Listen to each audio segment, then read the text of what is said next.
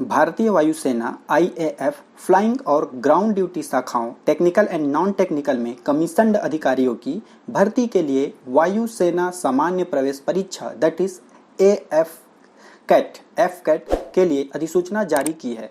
इस अधिसूचना के अनुसार भारतीय वायुसेना ने भारतीय नागरिकों पुरुषों और महिलाओं से जुलाई 2021 पाठ्यक्रम के बैच 02/2021 के लिए फ्लाइंग और ग्राउंड ड्यूटी तकनीकी और गैर तकनीकी that is technical and non technical मौसम विभाग शाखाओं में कमीशन अधिकारी के रूप में भारतीय वायुसेना का हिस्सा बनने के लिए 334 पदों पर आवेदन आमंत्रित किए हैं। नमस्कार दोस्तों, गुरुकुल में आप सभी का स्वागत है।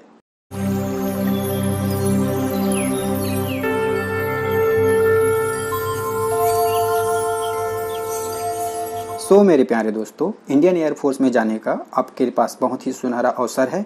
हम इस पूरे वीडियो में पूरा स्टेप बाय स्टेप बताने वाले हैं कि क्या क्या प्रोसीजर होने वाले हैं, क्या एलिजिबिलिटी क्राइटेरिया है, कितने वैकेंसीज है, पोस्ट क्या है, इंपॉर्टेंट डेट्स क्या है, इन सब के बारे में हम बात करने वाले हैं। तो सबसे पहले हम बात कर लेते हैं अब इम्पॉर्टेंट डेट्स के बारे में।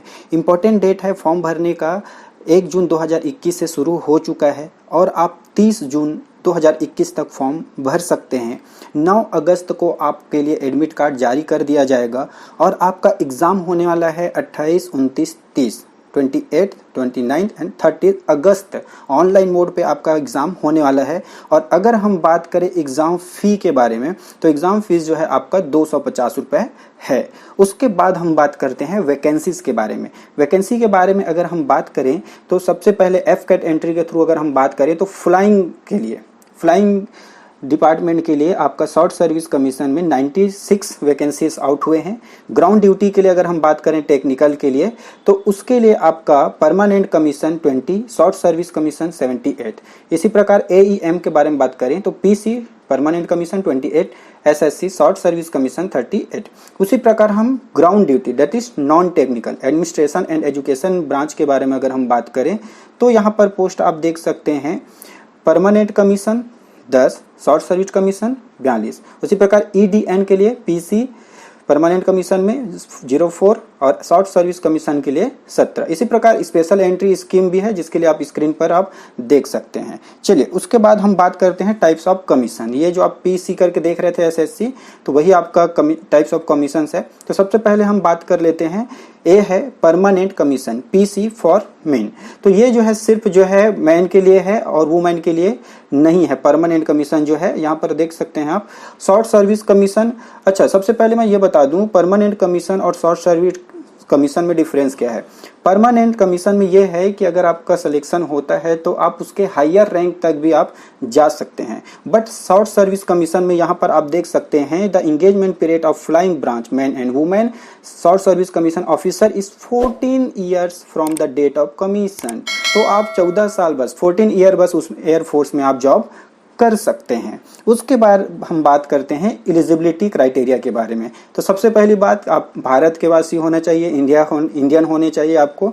उसके बाद अगर हम बात करते हैं एज के बारे में तो एज में सबसे पहले हम बात करते हैं कि फ्लाइंग ब्रांच के लिए कितना होना चाहिए। तो फ्लाइंग ब्रांच के लिए आपका 20 से 24 साल आपका होना चाहिए और कब से कब तक का डेट भी दे दिया गया है 1 जुलाई 2022 तक का, मतलब 2 जुलाई 1998 से 1 जुलाई 2002 के बीच में आपका जन्म हुआ होना चाहिए। उसी प्रकार ground duty technical and non technical branch के बारे में बात करें तो आपका एज जो है 20 to 26 ईयर का होना चाहिए। कब? 1 जुलाई 2022 तक, मतलब 2 जुलाई 1996 से 1 जुलाई 2002 के बीच में होना चाहिए। उसके बाद हम लोग बात करते हैं एजुकेशनल क्वालिफिकेशन के बारे में और इसमें हम अलग अलग ब्रांच के लिए पूरा का पूरा देखने वाले हैं। फ्लाइंग ब्रांच के बारे में बात करें तो 10+2 विथ फिजिक्स एंड मैथ्स, मतलब आपका 12वीं में फिजिक्स और मैथ्स होना चाहिए और फिजिक्स में भी और मैथ्स में भी मिनिमम 50% मार्क्स होना चाहिए। साथ ही साथ आपका graduation at any stream, graduation with minimum 3 years degree course in any discipline, कोई भी स्ट्रीम में होना चाहिए और उसमें भी आपका 60% होना चाहिए।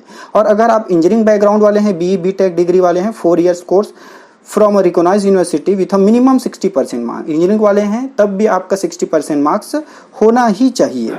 ओके, सो अब हम लोग बात कर देते हैं ग्राउंड ड्यूटी टेक्निकल ब्रांच के लिए। तो ग्राउंड ड्यूटी टेक्निकल ब्रांच के लिए सबसे पहले हम बात करते हैं candidate with a minimum of 50% marks physics and mathematics 10+2 level and a minimum of 4 years degree.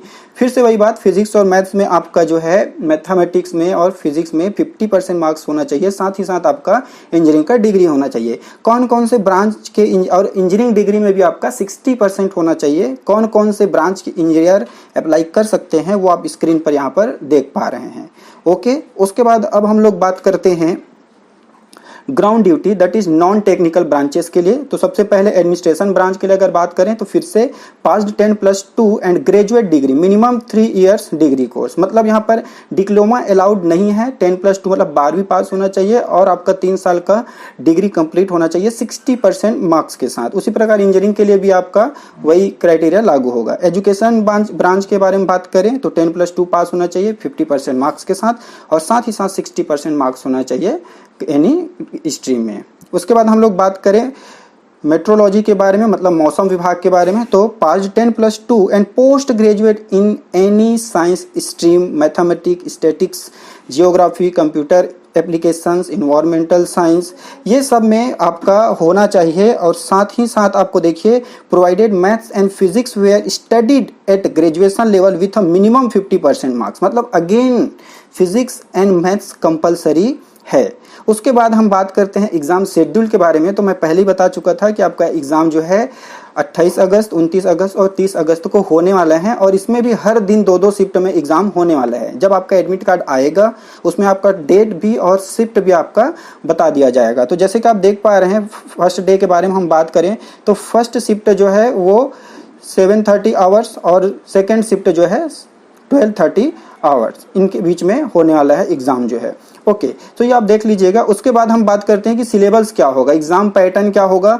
तो एग्जाम पैटर्न के बारे में हम बात कर लेते हैं। एफ कैट के लिए अगर हम बात करें तो सब्जेक्ट रहेंगे general awareness, verbal ability in English, numerical ability and reasoning and military aptitude test. Duration कितने होंगे, कितने घंटे का एग्जाम होगा, 2 घंटे का। नंबर ऑफ क्वेश्चन कितने होंगे, 100। मैक्सिमम मार्क्स कितने होंगे, 300 का।